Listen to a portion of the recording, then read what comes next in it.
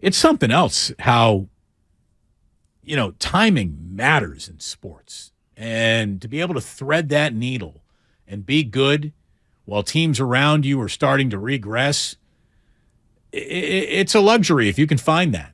And, man, it really, really feels like not only do the 49ers, are they at the end of a good year here, that good year with a healthy Christian McCaffrey, with all of the cap room that they're going to have if they really do indeed have the cheapest quarterback room that you could conceive of starting football games for you.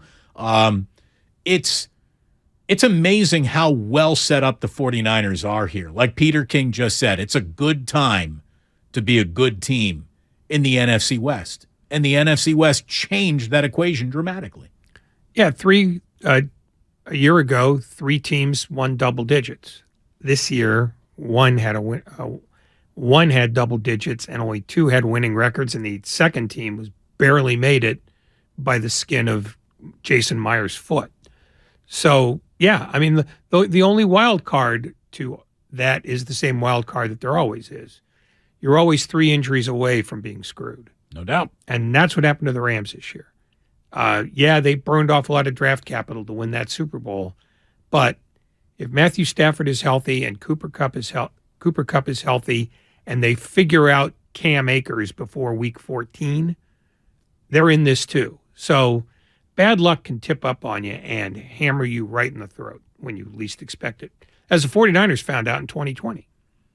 Do you think Sean McVay is actually flirting with the departure from the Rams at this point in time, kind of like a getting while the getting's good? Because, he's made a ton of cash. He's a very young man. He's got endless options and a very bright future and probably a better paycheck and less stress coming with his next job as a broadcaster. But the problem is, it might be the right time for him to leave the NFL as a head coach, if indeed his mind is. But last year was the right time to get out and say, I'm going to be a big broadcaster for a ton of cash. Because remember, Tom Brady's already been paid like a man in waiting.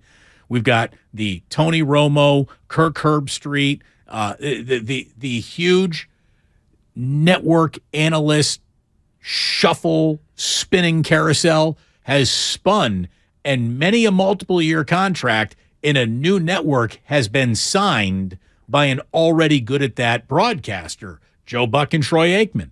There are probably teams and networks that would let their, ABC color guy go in the names of I'm replacing you with Sean McVay. But for McVay to have really hit that sweet spot to go into the booth, it was last year. And that guy to me just screams, I'm young enough to keep one of coaching. I think he's angling for a contract extension more than anything else. I don't know, because he's one of those guys who doesn't have other interests. So he's incredibly tightly wrapped. In that way, he's a little bit like Dick Vermeil was. So I could see that he's looking at, God, I don't know if I've got it in me for a rebuild. Also, you only need to get one vacant spot in the broadcast wheel to hit it big. And it sounds like Sean Payton's coming back. So he could take Payton's spot with Fox for a huge amount of money. The wild card here is that of the openings that we already have in the NFL this year, 2 of them, Denver and Carolina, are with 2 of the 3 richest people owning sports in North America. So money's not going to be an object. So if he was trying to hit it big, this would be the year to try to get a job with one of them rather than stay where he is and try to get more money out of Stan Kroenke after a 5-win season. So I think if he's going to go, he's going to do the broadcast thing for at least a year. He could say that it's, better for his family. He's just married for the first time. I think he's more likely to stay than go, but I don't know if it's going to come with a huge raise because, Les Snead's going nowhere as the general manager. He's staying right where he is. And if McVay's issues are with Snead, he might go just to get away from him. There are a lot of things going on that I don't know that anybody's that sure about. So I don't have a definitive answer for you, but I don't think he would leave just because, gee, this is all of a sudden, this is kind of daunting now. But he might. I mean, if Fox comes and says, we're going to give you $20 million and you only have to work 8 hours a week rather than 100, he might do it just for the rational lifestyle that comes with it. He won't stay for long, but he might do it for a year just to recharge his batteries, because guys burn out in this league like they always have. You know, they still are, for as much as they say they have more rational lifestyles. They sleep at the stadium. They spend 15, 16 hours a day doing that stuff. I mean, Mike McDaniel, when Tua went down, told his wife, I'll be home at noon. Then all of a sudden, you know, they're looking for a quarterback because it looks like Tua's going to be out for a while. And his wife has to call him at the stadium 9 hours later, said, you were going to be here at noon. It's now 8 o'clock. You know, they get lost in the job. So I could see where burnout could be a problem.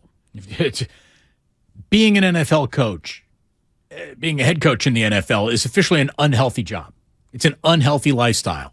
There's a reason why these guys do burn out and have heart attacks. And if you're talking about lasting a decade somewhere, I mean, it's just look at Kyle Shanahan 6 years ago.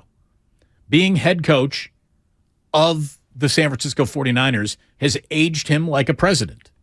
He looks 10 years younger in 6 years. Yeah, I mean, and that's the wild... Or 10 years older, pardon me. Yeah, that's the wild card about how long he's going to stay. Because his dad stayed, I think, 12 years in Denver. And while he ended up going back and coaching with Washington, the last few years in Denver weren't good. And the old John Madden line, 10 years is as long as anybody should do this job, I think probably resonates with these guys too, especially a guy with Shanahan, whose dad was a contemporary of Madden's and Bill Walsh's, who also did 10 years and got out. He later came back and did Stanford, but for the most part, 10 years is about as much as any rational human being can do this job without becoming an irrational human being. Someone from the Xfinity Mobile text line asked, please explain how in God's names broadcasters command such contracts that they do right now. I just can't understand the math. Well, look, I'm about as pro broadcaster as a human being could be. As a broadcaster, make as much money as you can, boys. It's real simple. The show that you're on commands more live eyeballs than any other show any network can put on television. Eyeballs in the world of television equal money.